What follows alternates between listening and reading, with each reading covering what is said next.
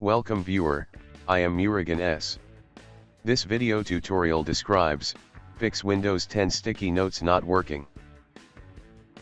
Type PowerShell in Windows search bar. Right-click Run as administrator. Copy command from description and paste it.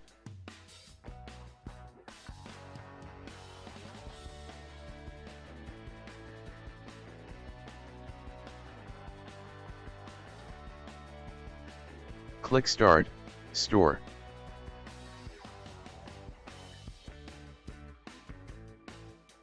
Type sticky.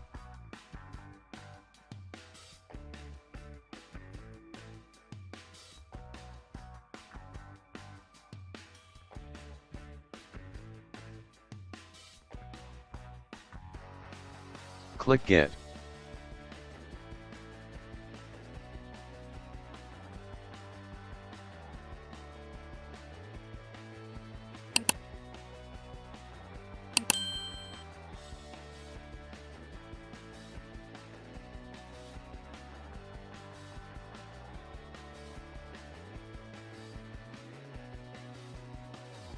I hope this video tutorial helps to you.